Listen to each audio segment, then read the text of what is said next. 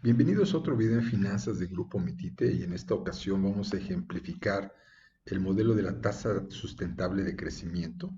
Es aquella tasa a la que pueden ustedes proyectar los resultados de sus empresas sin modificar el riesgo financiero, sin modificar el apalancamiento.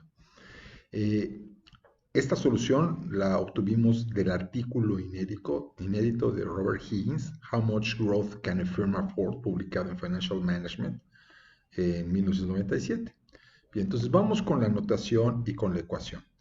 G es la tasa sustentable de crecimiento, P es el margen neto, utilidad neta entre ventas, D es la tasa de pago de dividendos, dividendos entre utilidad neta, y L es pasivos totales entre capital contable.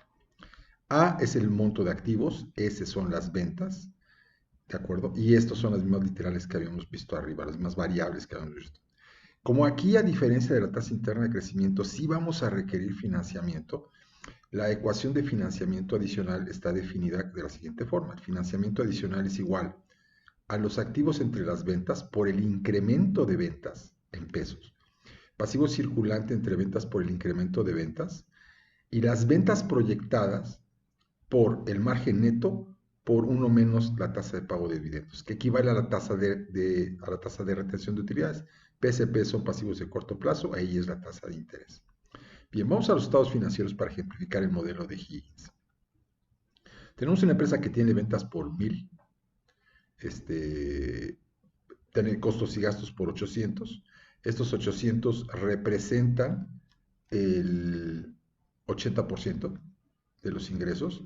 Intereses por 40, estamos calculando una tasa de interés del 5% sobre los pasivos a largo plazo, que es lo que tenemos aquí de 800, ¿de acuerdo? Tenemos utilidad antes de ICR, y provisión de impuestos al 30% y por lo tanto una utilidad neta de 112.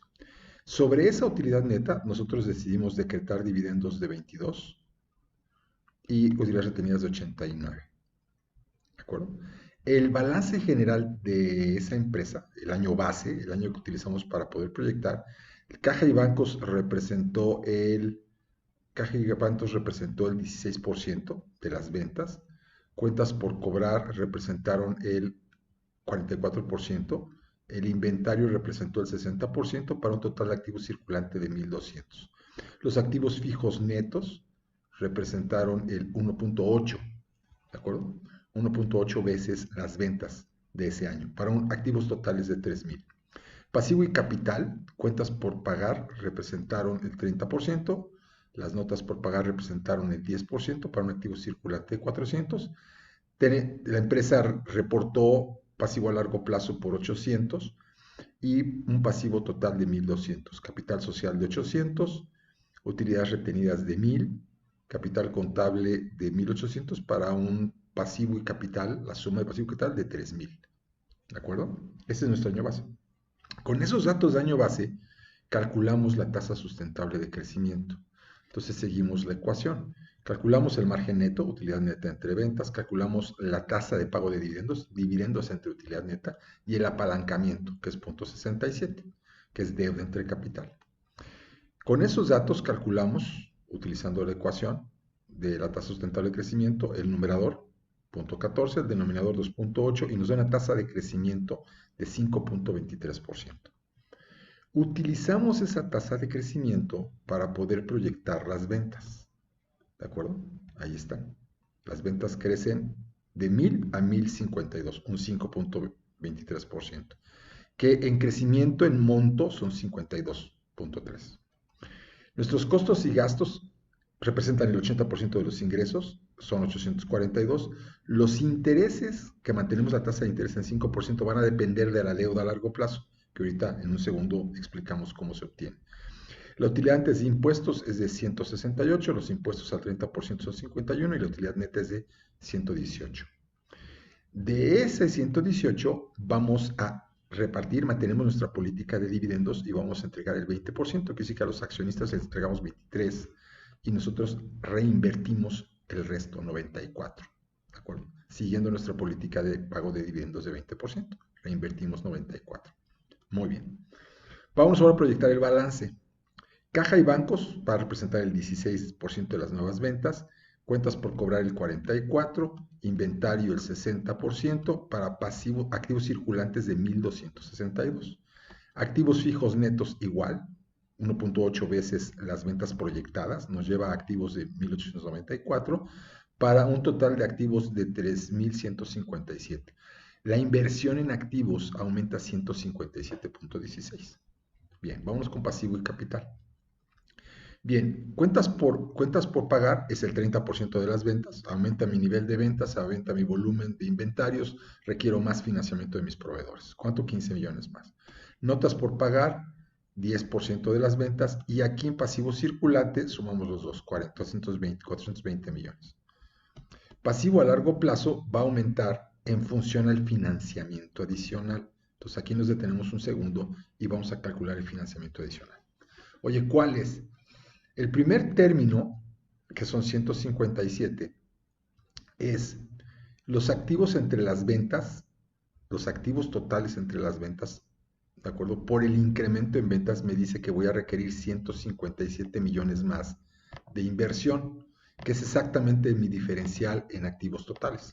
O sea, necesitamos invertir 157 millones de pesos en activos totales. Ese es mi primer término.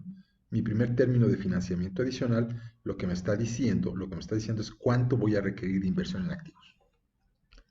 Bueno, a esa inversión en activos le voy a restar el financiamiento adicional que obtengo por el pasivo a corto plazo. ¿Y ese cómo lo obtengo? Pues bien sencillo. 420 millones, que es mi nuevo pasivo circulante, le resto los 400 que tenía. Quiere decir que estoy obteniendo 20 millones adicionales, 20.95 millones adicionales de financiamiento de corto plazo. Y adicionalmente calculo mis utilidades retenidas, que se acuerdan, pues son las ventas nuevas por el margen, por la tasa de retención, son 94 millones. Entonces, a 157, que es la inversión en activos que requiero, le quito lo que obtengo de financiamiento de corto plazo y le quito la reinversión de utilidades. Significa que mi financiamiento adicional es de 41 millones de pesos. 41.9 millones de pesos, que es precisamente lo que estamos incrementando el pasivo a largo plazo.